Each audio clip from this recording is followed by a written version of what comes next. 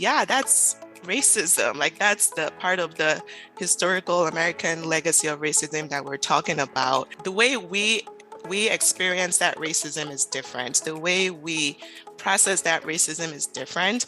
And a lot of African immigrants are not as sensitive to those racist acts and racist practices as African Americans may be. And that historical trauma transcends generation. When we talk about like Black Lives Matter movement, and I talk to some Black immigrants that just don't get it. They can't relate. You know, they're like, if a police officer stops me, I'm going to stop and I don't get aggressive. I'm like, you're missing the point. This is a historical occurrence and, you know, persistent police brutality against Black communities in the US.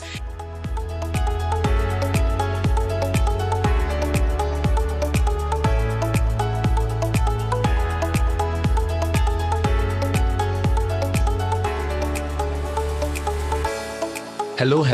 Welcome to another episode of Lost Lagosians, a podcast covering topics about Lagosians, Nigerians, and Africans in and out of Africa. I'm your host, Brother Mike. Today, I have a long time listener and a long time podcast enthusiast. I don't know what to say. Like, yes, I've wanted to talk to her. She's so busy. Excited, honored, and glad to have Toyin on. Hi, Toyin. Thank you for being here. Thank you. The pleasure is all mine. Thanks for inviting me. I was trying to get a hold of you, but you were teaching. By the way, she's a professor, so you were lecturing, couldn't get a hold of you, and you're like, don't worry, when school is out. So in the US now, we're in the summer, so school is officially out, and that's the only window of opportunity I have. Yes. So guys, this is going to be worth your time. Brace yourself, and this will shatter some of your expectations. All right, so how are you doing? Where are you calling from? I mean, where are you calling from? What part of the US are you located and stuff? Yeah, I'm calling in from Tigard, Oregon. So we're in the Pacific Northwest. Okay, that's Portland, kind of a suburb of Portland. Yep. Also, in this show, we talk with Lost Lagosians. I assume you've had some encounter with Lagos, good or bad. Yes, so absolutely. Can you narrate your trying to find the best experience you had with Lagos? Okay. Let's try very hard. Okay. So best experience. So I was actually born in Lagos, believe it or not. I was born in Lagos. Okay. I was born in Okokomaiko, Lagos. Okay. Yes. Okay. And I lived there till I was about 2 before we moved to Port Harcourt. So a lot of my memories, I mean, when you're 2, you don't really have those memories still prominent. So I don't have a lot of like memories of living in Lagos, but from Port Harcourt, we always went to Lagos over like our Christmas break. So I actually have a lot of fond memories hanging out in Lagos with cousins, family. Around Christmas, you know how lively Lagos is during the holidays, like fireworks, a lot of events to attend, a lot of food, laughing, spending time with family. So I have a lot of fond memories of Lagos. We used to visit Ikorodu, where my mom's family were based. So I love Lagos. My husband is a Lagosian, so of course, Lagos is very dear to my heart. Of course, yeah. Thank you so much for that. Wow, I thought I had to pull that out. No. No. Given the conversations you and I have had in the past about Lagos, and yes. So no, thank you. I like that. We're on a very positive note here. So yeah, let's keep it up. Okay, I'll try my best. Yeah. So you left Lagos, came to the States. How was that ordeal, the experience, and everything? Like, yeah. Yeah, so I came to the States with my family when I was 11. So that was 2001. Okay. Of course, as a preteen, teenager, adolescent, of course, there is that culture shock. So you're leaving your friends, you have a close-knit friend group back from where you're from, Nigeria for me, and you're leaving that group and coming to the US, trying to form new friendships, new relationships with people. And, you know, you're coming with this very thick Nigerian accent. There's a culture shock. And I think a lot of first generation Nigerian immigrant children have unique experiences in that adjustment period, trying to get acclimated. There are some challenges, but I also think Nigerians are resilient. So we try our best to overcome those challenges, and we're jovial. We try our best to relate with people. So yeah, of course, eventually I formed close friendships. I made friends. So there was a culture shock, but you just do your best to get acclimated. So Absolutely. Yeah. yeah. What part of the states though? I think that also relates, that matters. If you go to New York, for example, it's gonna be less of a cultural shock versus if you're in a place like Podunk, Washington, or Idaho. Oh yeah. Yes. So we landed in Milwaukee, Wisconsin was where we kind of ended up and made our home. Wisconsin, for some people, before we ended up in Wisconsin, I had never heard about Wisconsin. Like, where is Wisconsin on the map? But as you would imagine, it's predominantly white, just like a lot of states in the US. But depending on where in Wisconsin you're located, some of those cities are also very, very white. We ended up in a predominantly white city. The very first school that we attended, my siblings and I were like the only Black children in the entire school. So yeah, it was a very interesting experience, very unique. Being the only Black children or Black kids, did that, I guess what I'm trying to say is, like, I know there are places where there are only Black kids with African Americans. The experience be different versus being the only Black kids but Nigerians with heavy accents. Yes. Could you tell what those differences were?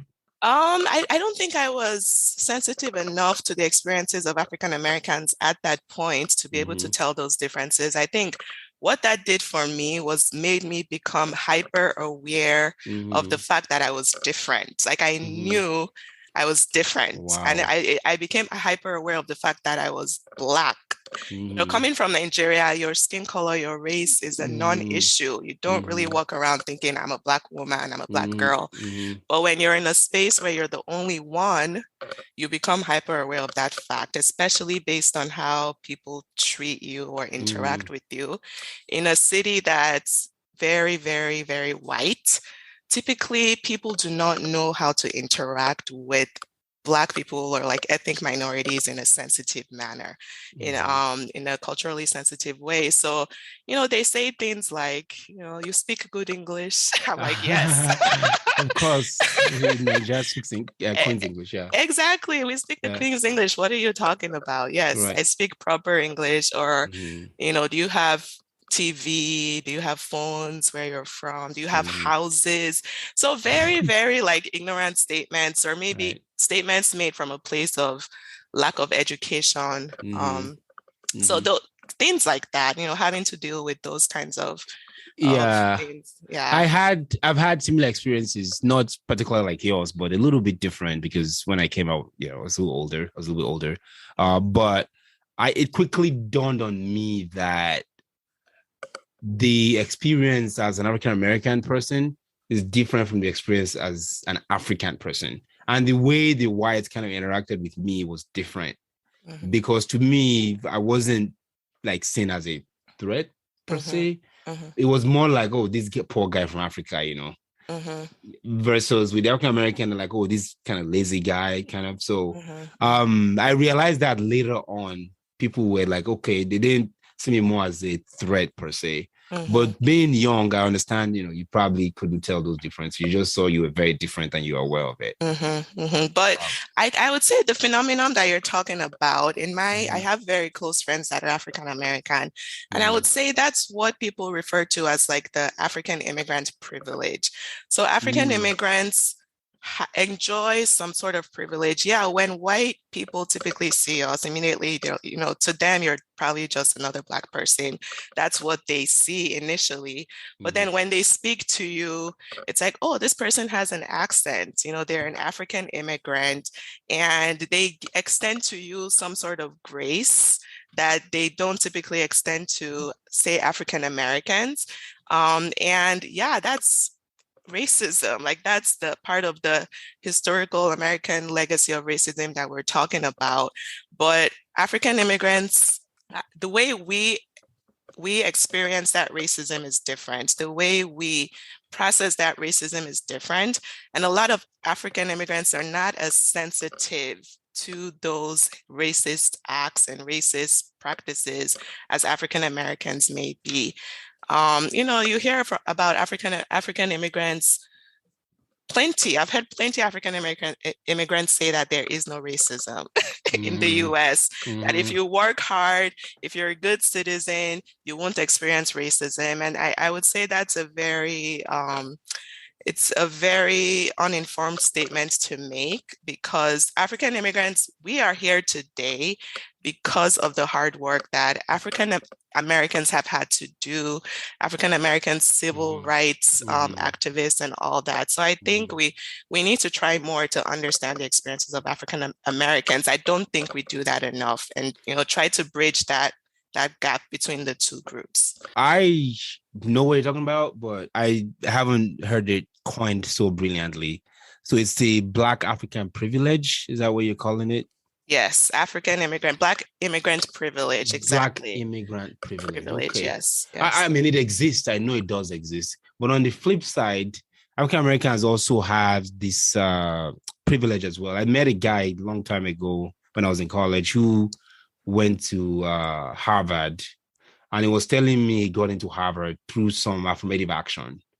And I was at that time, what's affirmative action? I didn't know of that. I've never heard of that before. So I looked into it, and it turns out there is something called affirmative action, which applies only to African Americans, not Black immigrants.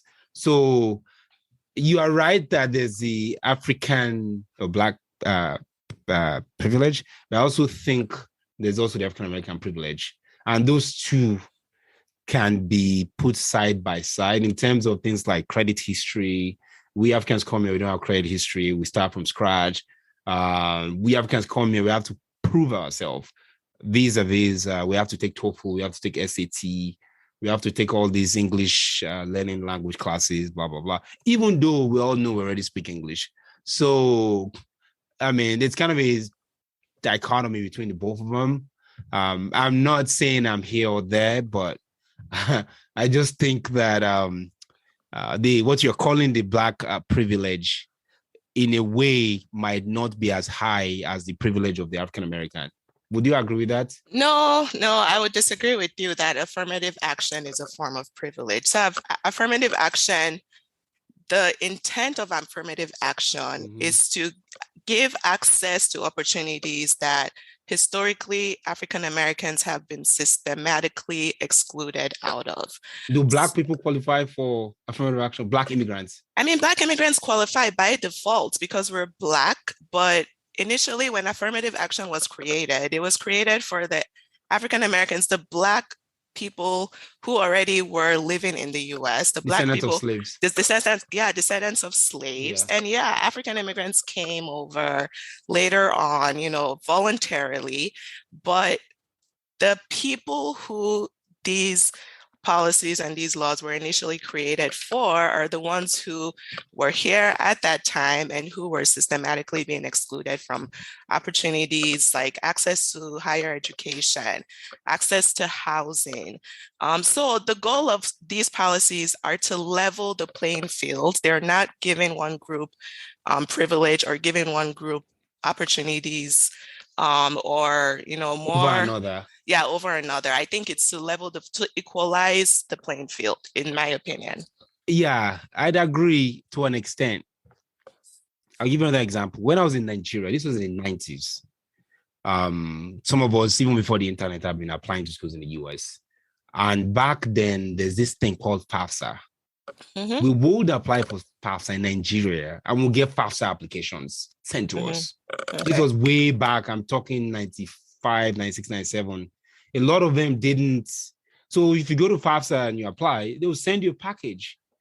They didn't really care that you were international. If you just apply for FAFSA, you get FAFSA, the form. So when I came to the States, I was like, oh, by the way, FAFSA too, and I wanted to apply for FAFSA. And the lady who told me no was so rude. She was so cold about it. And what that made me realize that I'm Black African immigrant. I'm not African American. And I hear what you're saying. I'm just saying it's not that near or there, but I couldn't apply. International students who are from Nigeria do not qualify for FAFSA.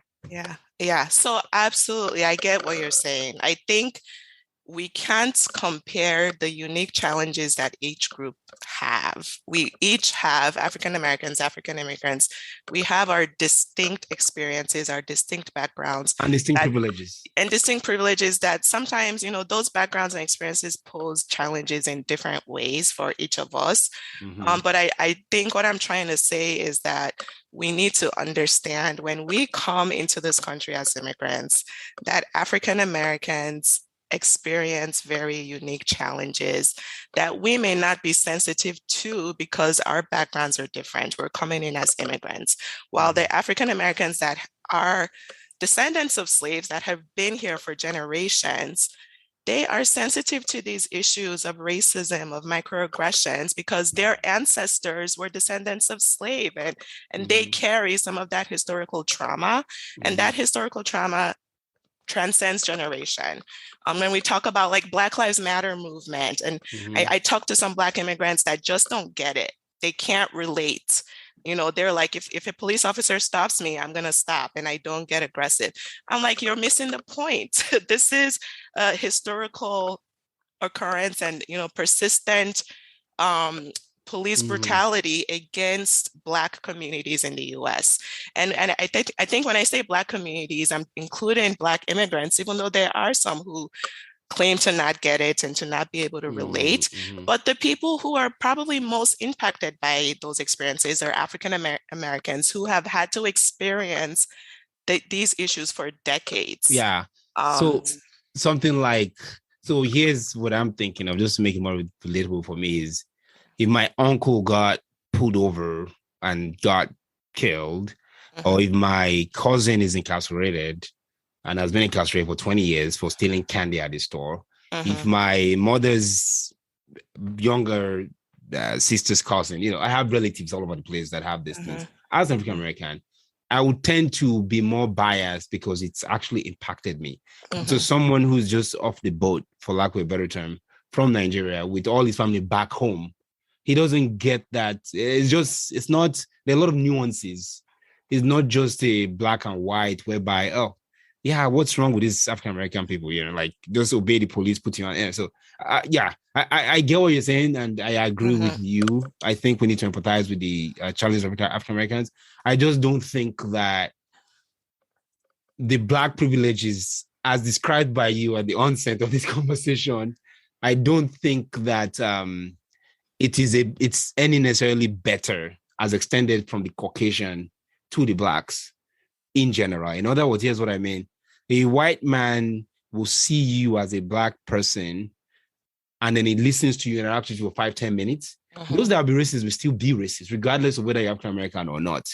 And if you're African American, some whites will treat you a little better than Africans who are from the jungle in Lagos, with no shoes. While some other whites will say, well, you are from Africa, you are better because you're educated, speak good English. So it's neither here nor there. Go ahead. I actually, so my experience, and this is anecdotal. I don't have evidence. I haven't done a literature review before this podcast, but my experiences would actually contradict what you're saying. I think in America as a country, there are a lot of negative stereotypes attached to the African American communities, African American males, African American women. And yeah, there's stereotypes people generalize based on, what we see in the media. Even African immigrants sometimes subscribe to those stereotypes. And yes, that's 100% wrong, right? So that's what I mean by we need to try to bridge that gap and understand the experiences of African Americans. So when we as African immigrants come into this country and we're interacting with a white person, initially they see that you're Black. If they're racist, they're going to be racist regardless. But when they speak to you and they find out that, oh, this person has an accent, they're an immigrant, they're not going to stereotype you the same way that they will stereotype an African American person who usually are under the scrutiny of those stereotypes. The stereotypes for African immigrants are totally different. People think we're uneducated, we come from the bush, we don't have electricity, whatever. Those are very different stereotypes than people thinking that you're a thug because you're a Black man and you're an African American man, you sell drugs. So I think that's really what I'm alluding to, is that the type of racism that an African immigrant person may experience, it may be different. So I just want to say that, our situations, our backgrounds are different, and we need to try to understand each other's experiences better. I don't think one group has it better than the other, that's really not the point. But I think we also need to in a point, I try to be grateful because without our historical activists like MLK, who was an African American, Malcolm X was an African American, we African immigrants would not be here. We would not be able to enjoy the privileges that we do, being able to go to school. A lot of the people who are activists, who are in the forefront of these civil rights revolutions, are African Americans. And then African immigrants come here and get to enjoy the benefits of that work. So we need to kind of give credit to where credit is due, to the people who've done that work for us to be able to be here and enjoy the privileges that we do today. I don't know. I mean, this is kind of something that people have differences in opinion in. So I think that under the benefit of the American umbrella, in terms of the pursuit of liberty, happiness, equality of man, the Constitution said something, all men were created equal. Anyway, so that made it possible in America. So I'm saying this because in places like South Africa, where you have the same black, white, Zimbabwe, Zambia, they're not guided by that constitution.